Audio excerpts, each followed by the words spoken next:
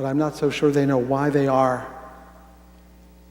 We need more moral thinking and less calculating, more moral calculating and less personal advantage measurement. We need more contemplation of right and wrong, because passion may indicate that something feels righteous, but feeling righteous doesn't make you right. Mike asks, throughout my education, all the way up through seminary, what teacher made the greatest impression on you and why? And I can't answer this, but I can tell you 6 very quick things. Miss Howard was my 6th grade teacher. She belittled me all year long, and I was miserable for years thereafter. She was an equal opportunity belittler, I should point out. She belittled all the boys, loved all the girls. I went back to see her 20 years later. It turned out she was not nearly so mean as I remember, and far shorter. But you see, when she was my teacher, I was 11, and she should have known better. Ms. Rivkin taught 8th grade history, and she never gave us homework on Friday because she was an observant Jew and would not ask others to work when she would not. She treated us as she expected us to treat her. She considered her faith worthy of emulation. I learned dignity from Harriet Rivkin. Mr. Lane taught music all the way through high school, and because I became a music major, he's kind of responsible for that. He was young, funny. He gave me room to explore music and helped me down a path I would pursue. He helped me find myself even when I didn't know where I was.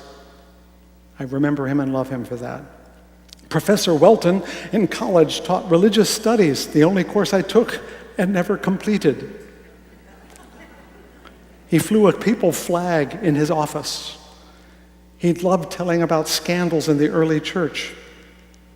And Catholic though he was, he allowed me to explore this other subject that led me eventually to the road to the life I now live. And Professor Reimer taught me only twice Japanese history and poetry. Didn't know that, did you? He was young. We both loved the opera. We became friends. We still are. He is, in fact, one of my dearest friends. His respect for me as a man and a friend when I was only 18 made me feel like a grown-up. That's important. And if you notice, all these teachers were those who saw a person, not a student, who were interested in me growing up, not just getting a grade. That's what teachers do. Someone asks, Deborah says, how does a house of prayer for all people offer religious services that will invite everyone on a typical Sunday morning? Now, Deborah, I know you're sitting right out there. You came just to hear this, didn't you? Yeah, she's laughing because I see her. George Burns said something I've lived by ever since. He says, the secret to life is sincerity, and when you can fake that, you have it made. This is important because I have come to the conclusion that authenticity, honesty, and reality are the things we really want in our lives and we want from others. We want them not only in our life, but we want them in our churches, in our world. And just as we can translate from one language to another, it's possible to see the authenticity of the other even when we don't share their religion. We can respect the other's honesty even when we don't share their culture. We can, in fact, applaud their reality even when we don't live in their world. I think that's what we're looking for. We don't need to have the same stuff every week to be united, but we really do want to be connected in an authentic, real, and honest way. And if we can do that with people different from us, we will come away feeling enriched and empowered. So when I invite us to do all sorts of things that are Jewish or Christian or Wiccan or Muslim, it's not because I'm trying to impress you with all the stuff I know. It's to say, behold a human being trying to be like you, trying to find their way through the universe, trying to be real. Isaiah's phrase that you hear every week, the one echoed by Jesus in the temple, that this should be a house of prayer for all people, has been ringing in me for years. Can there be a place where all people can be together, hope together, strive together? I am not sure, but if I wait until I know, it will not happen. It must be tried. It must fail. It must be tried again. It must fail again, and we will try and fail and try and fail, hoping with each failure we fall in the direction of our hope, not backward. That's what faith is about. James Taylor wants to know what I think about this church 10 years from now. Well, James, I just answered part of that question. 10 years from now is a place I'm already imagining, because if you were here in the spring, I started preaching about this. I imagine a place where anyone who walks in says, I belong here, whether they're a member or not. They walk in and say, I belong here.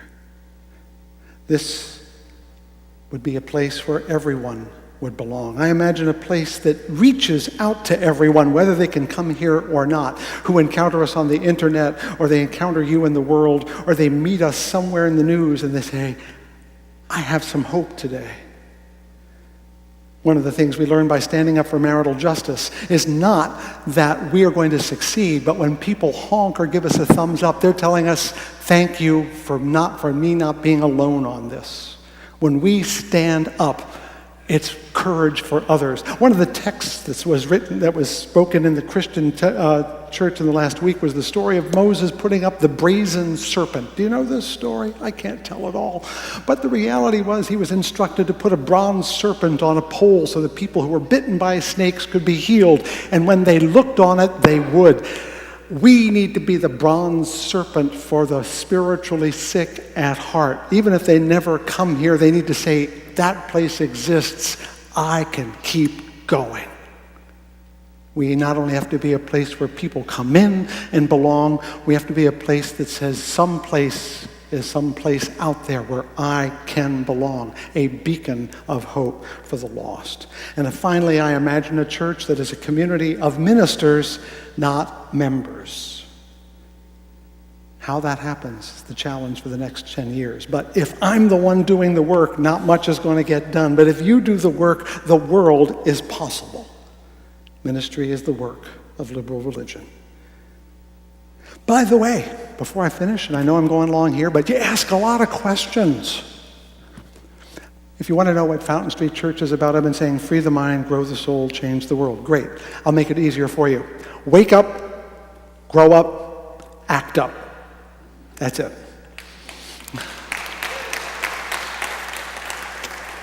I saved the last question for last in purpose.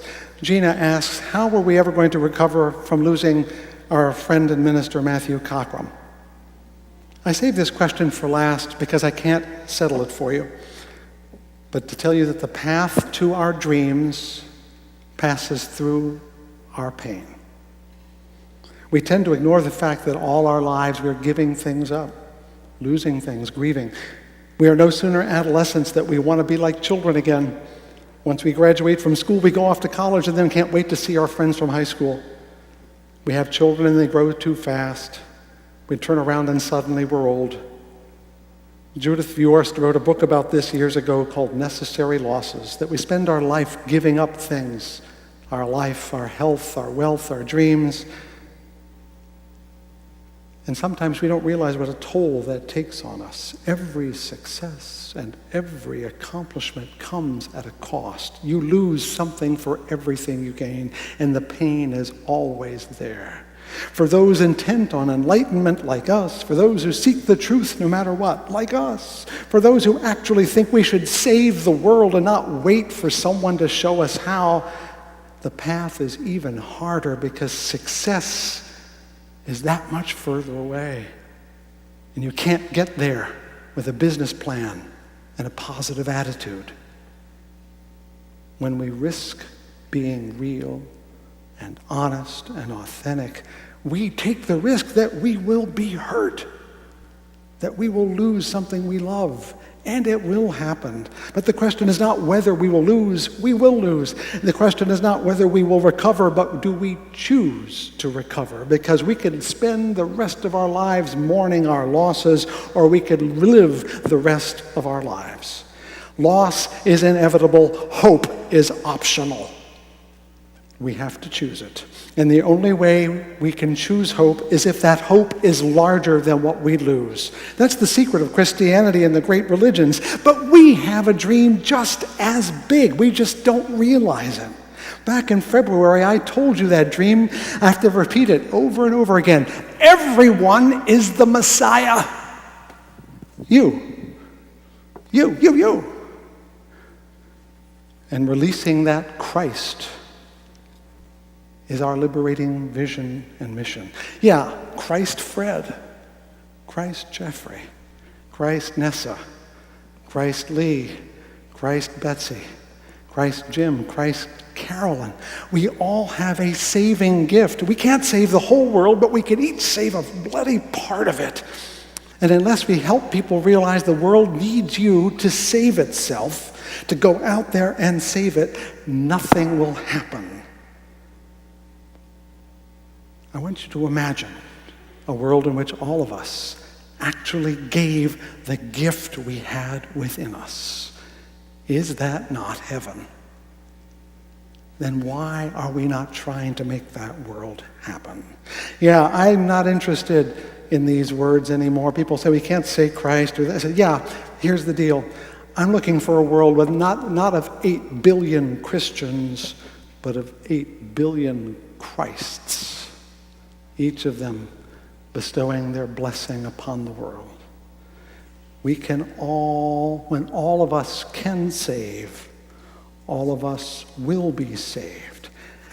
That's what I imagine liberal religion is about, releasing the Messiah in everyone. And I think that's worth 100 heartbreaks, don't you? I want to thank you, even at this late hour, for the immense honor and privilege of serving you, and also the hope of liberal religion. I may not be Christ Fred yet, but I'm a better man and a better minister than I was a year ago and 7 years before that. There is reason to hope. Wake up. Grow up. Act up. And let's save the world. Amen. And let's sing, all right?